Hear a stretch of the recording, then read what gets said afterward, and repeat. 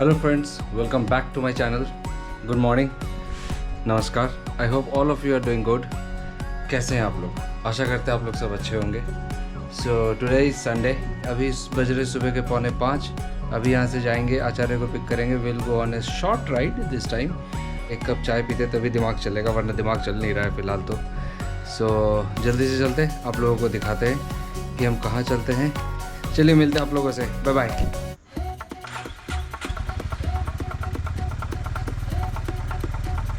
वैसे तो कहते हैं कि जब आप थक जाओ तो थोड़ा आराम कर लेना चाहिए, लेकिन हम भी रुकना तभी चाहते हैं जब हर रास्ता सीधी हो जाए।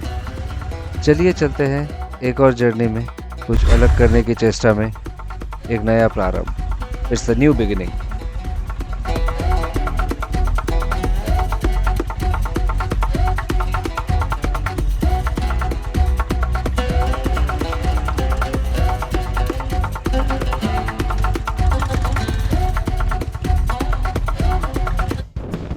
आचार्य को पिक करने के बाद it's almost like morning 6 o'clock हो गया था। उसके बाद फिर हम लोग निकल पड़े। सोच रहे कि 400 किलोमीटर्स देखते कितने घंटे में कर सकते हैं। वैसे थंबनेल से आप लोगों को पता ही किया होगा, we did this 400 kilometres almost at 4.5 hours। So यही था हमारा लिमिट्स को टेस्ट करना, बाइक की लिमिट्स को टेस्ट करना। So we are on it. And as usual the man behind the camera is my favourite pillion, Acharya. So thanks Acharya once again for doing it for me.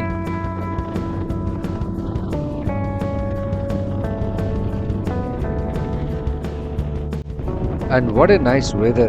इससे बढ़िया सुबह और हो नहीं सकता। Wonderful. मतलब ऐसी वेदर पे ना आप घंटों दर घंटों आप बाइक चला सकते हो। You can go on a long ride or drive. This is perfect weather for any long drive. So after a long time, करीबन I think after 3 months, once again back on the saddle। और ये सुबह का हवा, सुबह का नज़ारा, ओहो अल्टीमेट, मज़ा आ रहा है काफ़ी। नहीं पता कितने घंटे में हम कर पाएंगे, वो तो वक्त बताएगा, बट मज़ा काफ़ी आ रहा है। एंड क्या ही बोले, मतलब चलिए देखते हैं आगे। Constant speed is maintained eight 100 kmph। 90 to 100 के बीच में कॉन्स्टेंटली मैं इस बाइक को चला रहा हूँ। देखता हूँ क्या कैपेसिटी होता है, कितना होता है।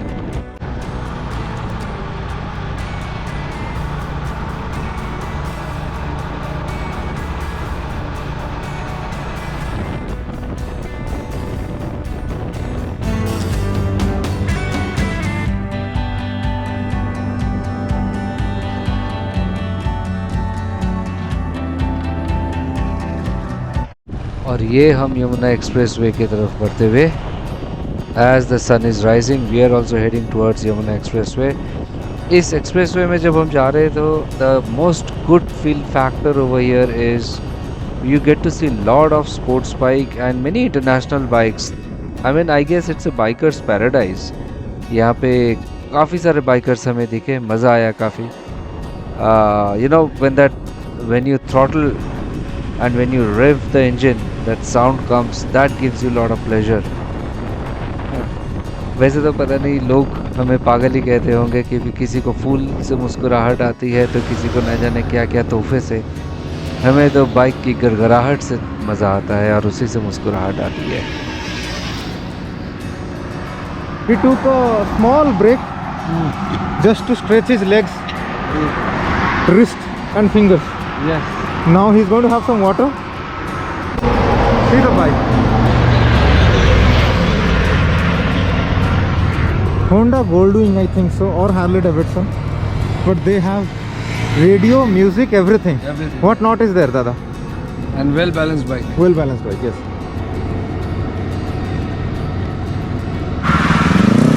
What's the battery power?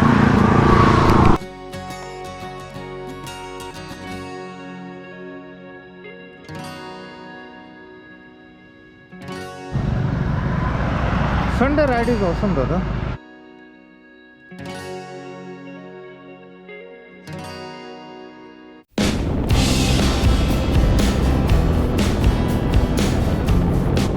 After a short water break, we started our journey once again.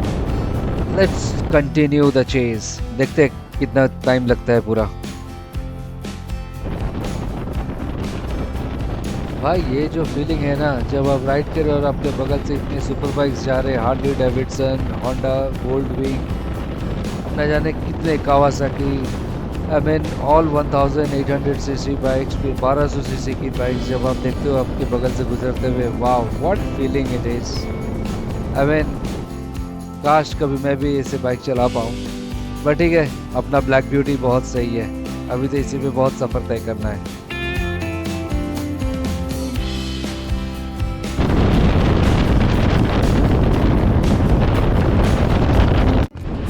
Wow this weather is just awesome, मतलब इससे बेहतर वेदर और मैं अपेक्षा नहीं कर सकता। क्या ब्यूटीफुल वेदर है। सुबह के ऑलमोस्ट अभी 8 बज रहे हैं और ना ही ज़्यादा गर्म ना ही ज़्यादा ठंडा, एकदम अल्टीमेट। मज़ा आ रहा है राइड करने में। I mean this is how it should be. छोटा मोटा नाश्ता वास्ता कर लिया, हम चल रहे हैं फिर से। अभी टाइम हो रहा है कितना, सुबह के 8:30 ऑलमोस्ट 8:40। हम भी चार्ज हो गए, हम भी थोड़ा चार्ज हो गए। गोप्रो को भी दादा ने चार्ज करवा दिया रास्ते में। बाइक में अभी तक पेट्रोल नहीं डाला है, अभी जो है पूरा हो जाएगा ये। ठीक है, आगरा पहुंच के एक बार डाल देंगे, कम बैक।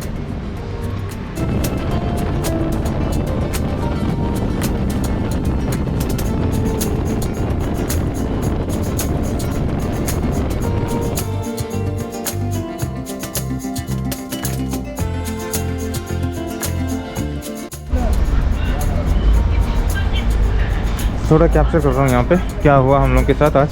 जेवर एयरपोर्ट से हम लोगों ने टोल पर जेवर एयरपोर्ट के पास जो टोल है ना, जहाँ बन रहा है एयरपोर्ट, तो हमने वहाँ पे टोल की पर्ची कटाई 325 रुपये की 6:53 AM पे।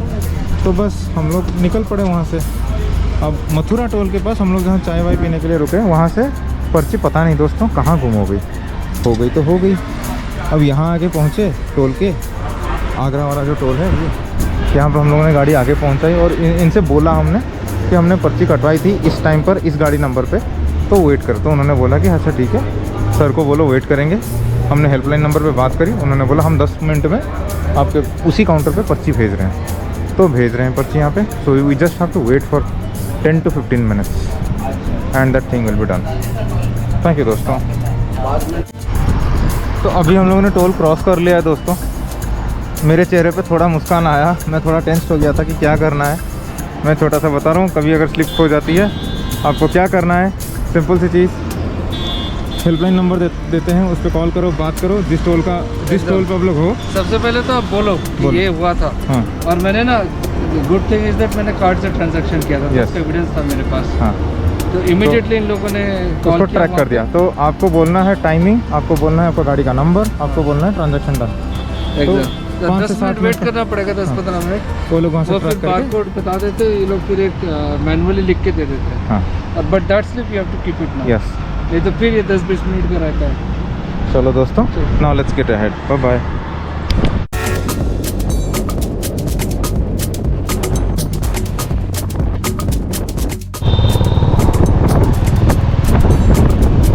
Just entered Agra city. Now देखते हैं, बाइक को खिलाएंगे कुछ, फिर एक्सप्लोर करेंगे।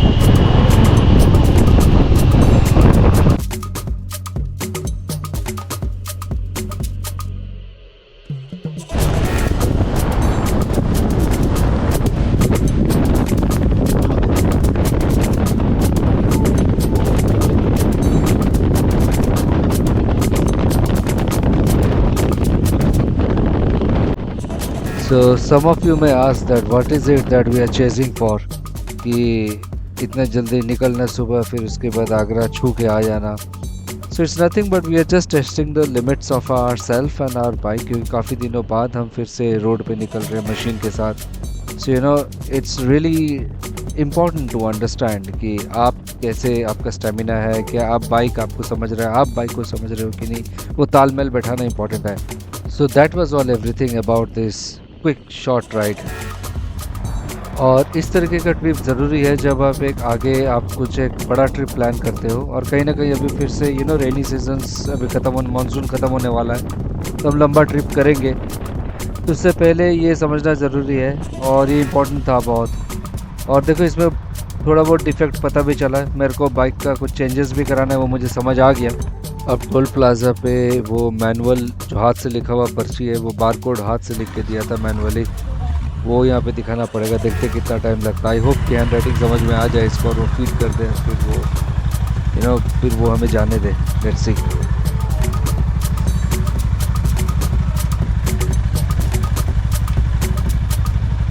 ये देखो, यही होता है, अगर मैनुअली अगर आप पर्ची लिखवाते हो, अगर आपका जो स्लिप करता है वो खो जाता है तो वो लोग मैनुअली लिख के देते हैं, जैसे कि हमने बताया वीडियो में। तो अगर हैंड राइटिंग ठीक ना हो तो ऐसे ही होता है। So he is trying different combinations to see. और हमें 5 मिनट लग गया यहीं पे।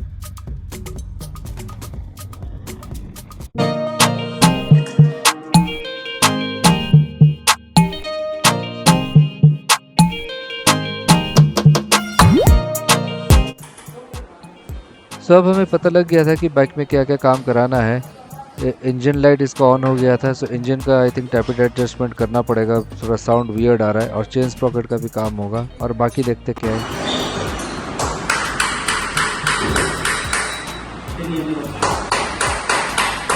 पता है मुझे क्या करा, जब हिल रहा है तो हटा देना बेटर है। तो सबसे पहले हम अपना ब्लैक ब्यूटी का चेन स्प्रॉकेट चेंज कराएंगे। ऑलमोस्ट 15,000 किलोमीटर होने वाला है बाइक, और अभी ना लंबा ट्रिप करना है, so I don't want to take any risk. The chain was already weird out, और काफ़ी घिसा है क्योंकि मेरी हर ride, most of the ride आप लोगों ने देखा ही है, पिलियन के साथ होता है, सो एक एक्स्ट्रा वेट, एक्स्ट्रा लोड पड़ता ही है उस पर। So it's better you get the chain Sprocket first fix properly. और ये जो मैकेनिक है पायनियर बिग विंग शोरूम में, सोनू नाम है इनका, he is a most cooperative person, and कोई फालतू एडवाइस करता भी नहीं है।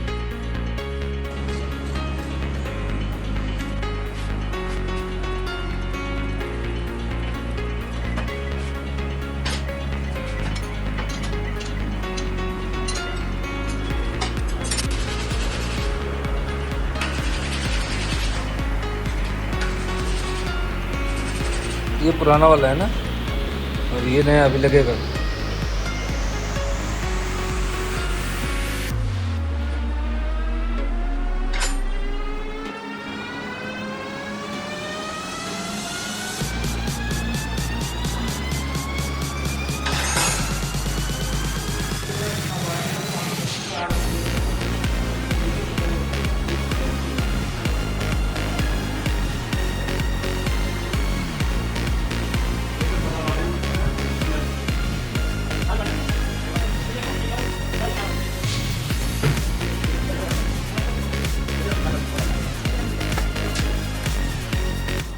See this is the best part.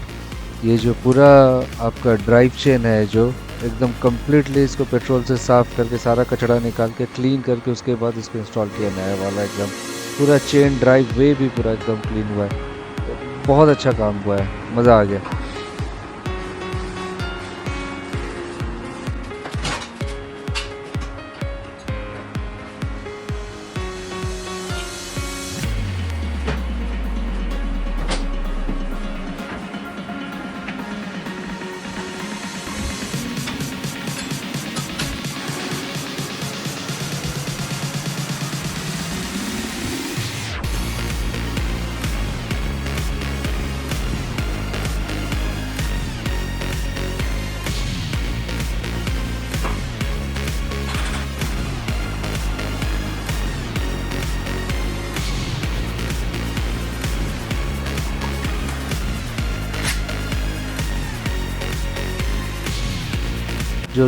अब जो नेक्स्ट चैप्टर था वो है इंजन हेड खुलना था इसका, क्योंकि इंजन हेड में टैपिड एडजस्टमेंट और वो टाइम चेन एडजस्टमेंट करना होता है।